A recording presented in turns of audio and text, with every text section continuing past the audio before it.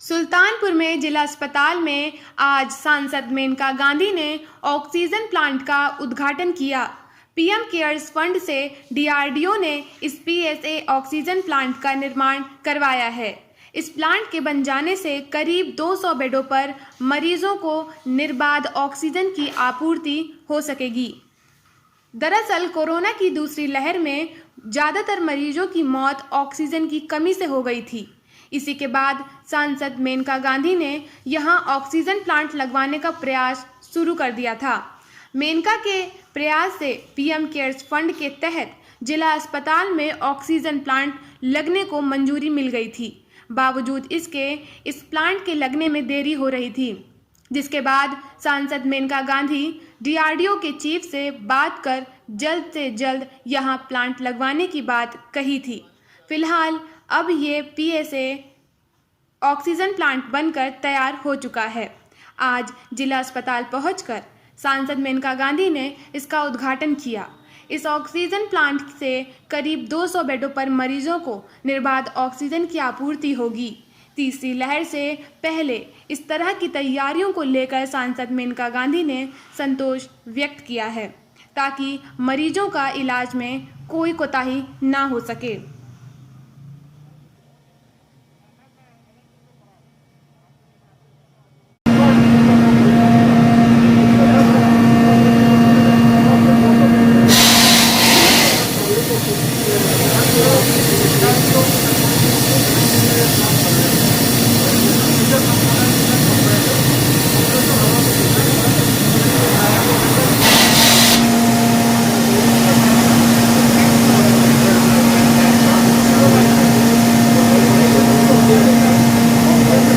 आज आप एक बड़े ऑक्सीजन संयंत्र का उद्घाटन करने जा रहे हैं जी, तो उससे कितना राहत मिलेगा? उसका बहुत लाभ मिलेगा। केवल कोविड के समय ही नहीं, मगर आम पेशेंट को, आम वेंटिलेटर को बहुत फ़र्क पड़ेगा। हम खुश हैं कि ये 500 में से ये पहले 10 में सुल्तानपुर को मिला है पूरे देश में। आपको अभी तक पता चला होगा, मैं माननीय हमारे सूर्यभान जी, माननीय हमारे पीएम साहब, हमारे सीडीओ साहब और हमारे 2 हीरो सीएमएस और सीएमओ, ये हम बहुत खुशकिस्मत हैं कि दोनों एक साथ आए हैं। और मैंने खुद इतना फ़र्क देखा है मेरे पहले साल और उसके बाद इन दोनों के आने के बाद कि मैं बहुत दिल से धन्यवाद देती हूँ। ये समय बहुत मुश्किल से गुजरा है, हज़ारों लोग मरे हैं। 2 लोग तो मैं बात ही कर रही थी डॉक्टर से यहाँ सुल्तानपुर के अस्पताल में, और एकदम से चीख आई पीछे से, और मेरी बात करते करते ही कि उनको ये दे दें वो दे दें, वो उनका देहांत हो गया। और मुझे बहुत झटका लगा उस दिन। मेरे अपने घर में 3 लोगों को कोविड हुआ, मुझे, एक साथी और एक ड्राइवर। उनमें से मैं और साथी कुछ दिनों के बाद ठीक निकले, लेकिन ड्राइवर का देहांत हुआ। और उनके छोटे बच्चों का हम ख्याल रख रहे हैं, वो हमारे साथ 13 साल के लिए था। तो ये कोई ऐसा घर नहीं है जिसमें से जहाँ कोई मौत नहीं हुई है। भगवान करे ये समय नहीं आए। इस समय पर हमारे डीएम ने बहुत अक्लमंदी दिखाई। उन्होंने शुरू से ही ट्राइडेंट में एक ऑर्डर दे दिया। ट्राइडेंट में छोटी मशीन थी, लेकिन वो जल्दी जल्दी बनने वाली थी। फिर सरकार ने डीआरडीओ को बोला कि ट्राइडेंट की पूरी फैक्ट्री ले लो, और ये बड़े वाले बना। उस समय ट्राइडेंट ने फिर बंद कर दिया छोटे छोटे बनाना, और हम लोगों के रोज रोज बोलते थे आ रहे आ रहे आ रहे, लेकिन कभी आए नहीं। फिर हमने विनती की सचमुच में डीआरडीओ से, डिफेंस मिनिस्टर से, इससे नहीं विनती की, और नतीजा ये हुआ कि केवल सुल्तानपुर के लिए वो छोटे मशीन है और किसी के लिए नहीं। मैं धन्यवाद देती हूँ डीएम को कि उनको पहले से ही ये ज्ञान था कि ये मशीनों का ऑर्डर दे करके उनको लाना।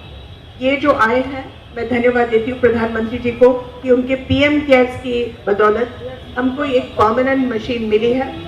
और सीएमओ सीएमएस को मैं धन्यवाद देती हूँ, खास करके सीएमएस को, कि उन्होंने दिन रात मेहनत करके ये प्लान लगवा दिया है। ये बहुत ही काम की चीज़ है। वैसे प्रधानमंत्री जी ने ऑर्डर दिया था कि 500 बनेंगे और उसमें से बने हैं 200।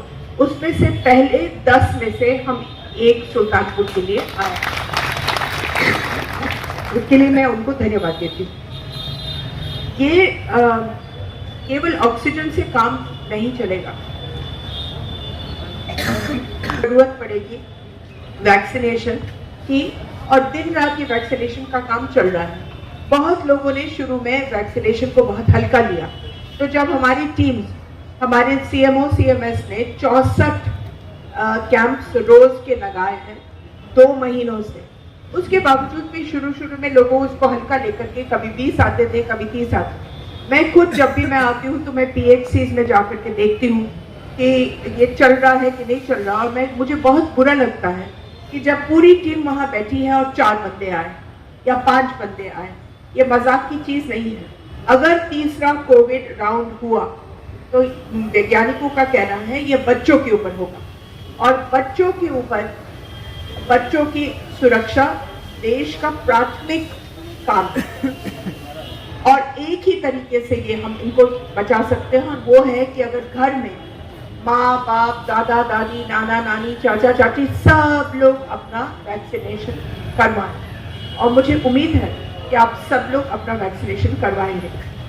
इस वक्त हम लोग वैक्सीनेशन 10-10 हज़ार रोज आ रहे हैं, और वो 10 के 10 हज़ार के लगभग हम लोग देते जा रहे हैं, जो बहुत ही अच्छी बात है। और मैं धन्यवाद देती हूँ पूरी मेडिकल टीम की, हमारे नर्सेज की, हमारे डॉक्टरों की।